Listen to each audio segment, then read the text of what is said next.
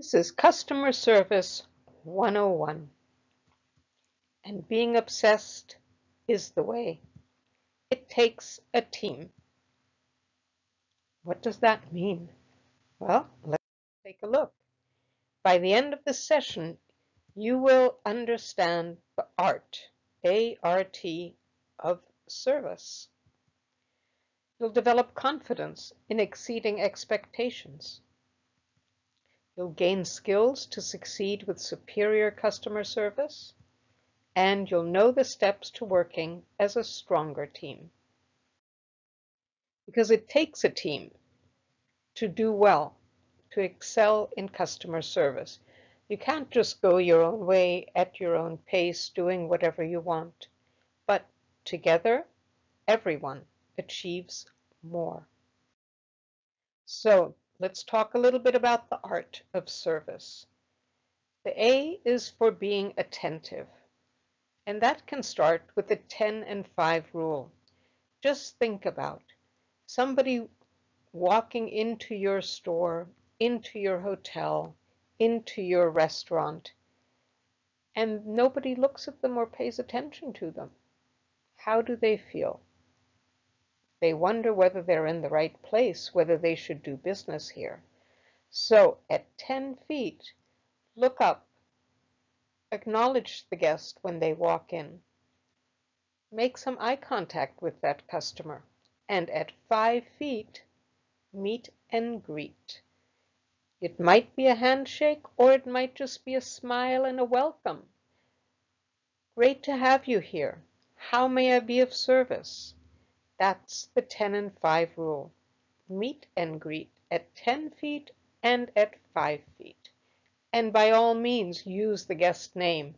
We love nothing more than to hear our name and to know that people recognize us, acknowledge us, find us important enough to remember who we are. Everyone is the same in that way, aren't you? Your body language speaks volumes, so take the hands out of the pockets, uncross the arms that are across the chest, and look welcoming. Don't turn your back, don't look down, look at the guest, pay total attention to that person in front of you that you're serving.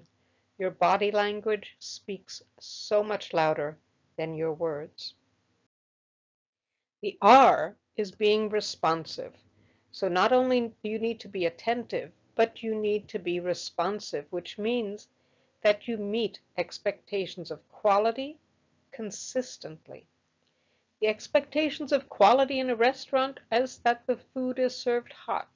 It's made according to what the guest wants, and it is that way every time the guest comes in. Fast food restaurants are great at that. You know what to expect, and you get that every time. Any type of restaurant should be like that. Hotels also. It should be the same room, made up the same way, clean and ready for your customer whenever they come in. So quality is important. Consistency in quality is hugely important. Serve the guest with utmost efficiency. That means they need to have their room at the time they need it, at 3 o'clock, when it's check-in time, not at 5 o'clock. And when the food is served, they need it on a timely basis. Efficient. And confirm satisfaction. So important. You might think you've done everything, but the customer might be waiting for something else. So confirm that they have everything. Is the service how they expected it? Is the food hot enough? Is it cooked according to what they wanted and ordered? Then surprise and delight them. What else can you do that they're not expecting? Can you add on a little touch of something special or offer something that they might not know is on the menu? Can you offer them a better room in the hotel? Maybe for a little more money, maybe it's just a nicer view and you have it ready, and why not if it's going to be empty that night anyway? The T in the art of service means timeliness. Once again, it's so important to be efficient because that means you're effective. If you're not efficient, if it's not on time, it's no good. You can't say, well, I'm sorry, you need to wait another couple of hours till we clean that room. The guest paid for it at 3 o'clock, he should have it at 3 o'clock. The same thing in the restaurant. If they have to wait too long for their meal, they're going to be dissatisfied no matter how good the food is. So keep to the deadlines, know when they are, and adhere to them. If a business customer comes into your restaurant and says, this is a really important meal, so it's got to be good, but it's got to be fast because we have a meeting to go to in an hour, then you need to communicate that to the kitchen and get the food out there in time for them to enjoy it. Offer the services at the guest's convenience. Don't rush them. Don't just come with the bill at the end of what you think is the meal. Maybe offer them a dessert menu. Or in a hotel, offer them something to do in the evening. If you know a business person is on his own, let them know where the happy hour is. Let them know about the restaurants, but when they have time. So follow up with them to exceed expectations. Are they going to stay in their room in the evening? Is there something more that you can do for them? If they're leaving the next morning, would they like some type of transportation? Do they need their car washed? Wow, that would really be exceeding expectations to make that happen. So, what are some steps you can take to learn about exceeding those expectations? The first thing you need to do is know your product. What are you selling? Because yes, you're a salesperson. You are the face of the business. Whether it's a hotel and you need to know the surroundings and what guests can do depending on why they're staying with you. In a restaurant, you need to know the menu and the specials. And when you talk about the specials, you should know your guest. Does he like steak or is he a vegetarian? And if he's a vegetarian, don't offer the steak special for tonight. Listen to what they're saying to you. Hear what they're communicating to you.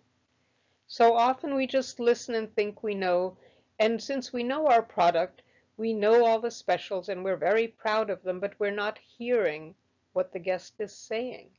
They want a vegetarian meal, and you're offering them steak and potatoes. And yes, again, go the extra mile. Find out why they're there. If they're celebrating a special occasion, maybe have a cake, maybe sing them happy birthday. Going that extra mile makes everybody happy, not only the guests, not only you, but everyone in that restaurant. And prepare and practice the 4 C's. Communicate well and often with your guests, with the other members of your team, with your manager. Collaborate with everyone freely. Cooperate fully. Does someone need help? Or do you need help? It could be. So cooperate with them for the times that you need a little help and they need to come and help you out. Create and innovate. If you want to make a dinner special, talk to the kitchen. Talk to your manager. Maybe you can do something different. Maybe you can get some flowers on the table or a little decoration or a special treat for the end of the meal. And commit to the mission. The mission is that you need to cooperate.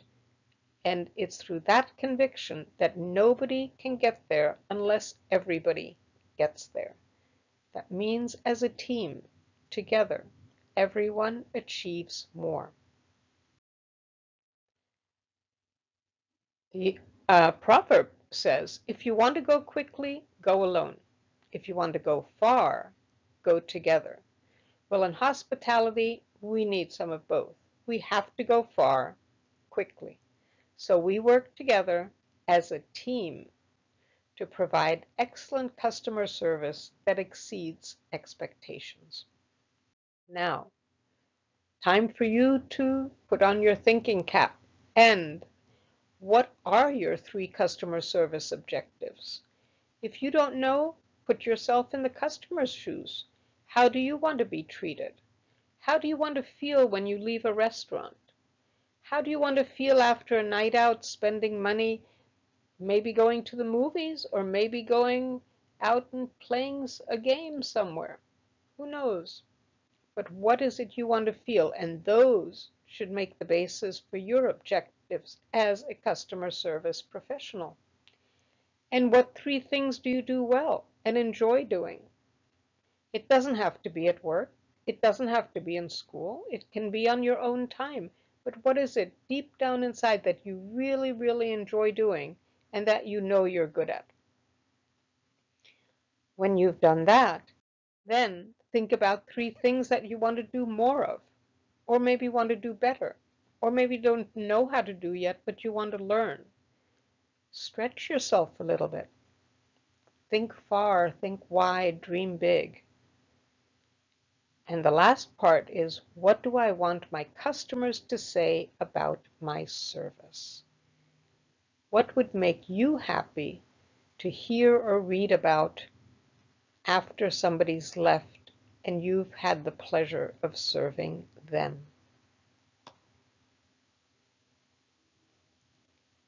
Finished with that, you now have the tools and techniques and the knowledge to understand the art of service, to practice superior service skills, to practice communicating ideas, and to take the right steps and work as part of a strong team.